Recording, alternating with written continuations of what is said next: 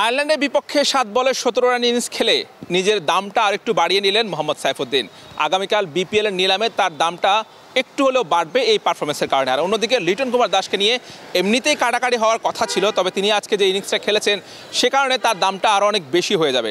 এই ক্যাটাগরিতে লিটন এবং বি ক্যাটাগরিতে সাইফুদ্দিন নিজের দামটা আজকের ম্যাচে একটু হলেও বাড়িয়ে দিয়েছেন। তাদের কদরটা বাড়বে আগামীকালকের বিপিএলের নিলামে। মোহাম্মদ সাইফুদ্দিনের ব্যাটে অনেক দিন পর দারুণ একটা নক দেখা গেছে। ঠিক তার কাছ থেকে এমন পারফরমেন্সে আশা করে বাংলাদেশ টিম এবং ভক্তরা। ৭ বলে ১৭ রান, ২-৪-১ ছক্কায়, বিশেষ করে তার যে অফের যে ছক্কাটা তিনি মেরেছেন, ঠিক এমন শটগুলোই, এমন দারুণ পারফরমেন্সই সবাই আশা করেন সবসময়। কিন্তু সবসময় তিনি সার্ভিস দিতে পারেন না। যখনই আজকে যে সার্ভিসটা তিনি দিয়েছেন, ম্যাচটাকে উদ্ধার করেছেন। যেই কাজটা করার কথা ছিল তাওহিদ হৃদয়, নুরুল হাসান সোহানদের, সেই কাজটা সাইফুদ্দিন করেছেন। তিনি যে আসলে বোলিং অলরাউন্ডার না ব্যাটিং অলরাউন্ডার সেটা প্রমাণ করতে হলে তাকে এমন ম্যাচ খেলতে হবে প্রায় সময়। এবং এমন অনেক সুযোগ তিনি পেয়েছেন অতীতেও যে ম্যাচটা শেষ করে আসা, কিন্তু সবসময় শেষ করে আসতে পারেননি। তবে আজকে শেষ করে এসেছেন, এটা তার জন্য ভালোই বলা যায়। আগামী বিশ্বকাপের জন্য, ২০২৬ বিশ্বকাপের জন্য মোহাম্মদ সাইফুদ্দিন তিনি দলে থাকবেন কি না, তার দলে থাকায় আমার মনে হয় এই ইনিংসটা একটু হলেও গুরুত্বপূর্ণ ভূমিকা পালন করবে, তাকে সহায়ক হিসেবে কাজ করবে।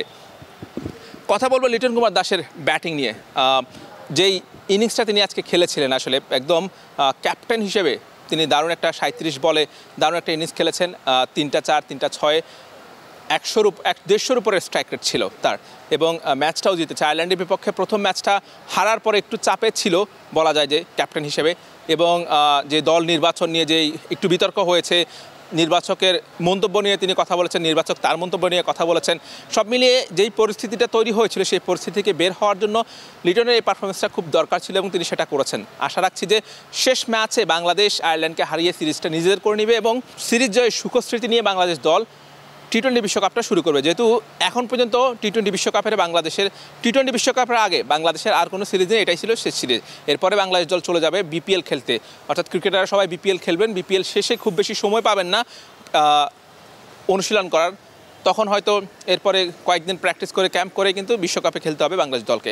সব মিলিয়ে আসলে বাংলাদেশ দলের বোলাররা কিন্তু বলা যায় যে একদম বিশ্বকাপে ঠিক যেমন উইকেটে বোলিং করা প্রয়োজন বা যেমন উইকেটে বোলিং করবেন ঠিক তেমন উইকেটে বোলিং করছেন চট্টগ্রামে।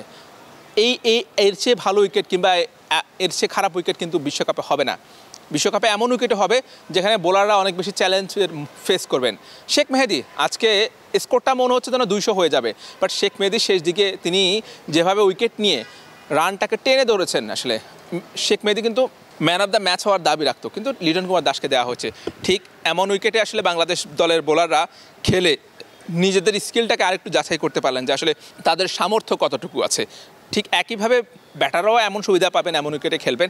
তো চট্টগ্রামের উইকেট বা এই উইকেটটার কৃতিত্ব দিতে হবে এখানকার যারা উইকেটটা তৈরি করেছেন, কিউরেটর, তাদেরকে কৃতিত্ব দিতে হবে এবং টিম ম্যানেজমেন্টকে কৃতিত্ব দিতে হবে। কারণ এমন উইকেটে ইন্ডিয়ার মাঠে আমরা দেখি যে আইপিএল যখন হয় কিংবা অন্য যে কোনো টুর্নামেন্ট, অন্য যে কোনো খেলা হোক না কেন, আইপিএলে কিন্তু মানে ইন্ডিয়াতে কিন্তু প্রচুর রান হয়। তো সেই হিসেবে বাংলাদেশ যেই এই উইকেটে খেলেছে এটাতেও ওই উইকেটটার মহড়া হয়ে গেছে বলা যায় যে আর কি। তো সব মিলিয়ে আগামীকালকে বিপিএলের নিলাম রয়েছে, দেখা যাক আসলে বাংলাদেশের কোন ক্রিকেটার সবচেয়ে বেশি দাম পান। এই ক্যাটাগরিতে আমি আশা রাখছি যে এই ক্যাটাগরিতে লিটন কুমার দাসের হয়তো সবচেয়ে বেশি দাম পাবেন। একে তো বাংলাদেশ দলের একটা নিয়মিত পারফরম্যান্স, তারপরে বর্তমান ক্যাপ্টেন, তারপরে দারুণ একটা ইনিংস খেলেছেন নিলামের আগের দিন। তো আশা রাখছি যে হয়তো লিটনের দামটাই নিলামে সবচেয়ে বেশি হবে। আপনাদের মতে কার দাম সবচেয়ে বেশি হবে কমেন্টস বক্সে অবশ্যই জানাবেন। Sign Arman, BD quick time, Chittagong.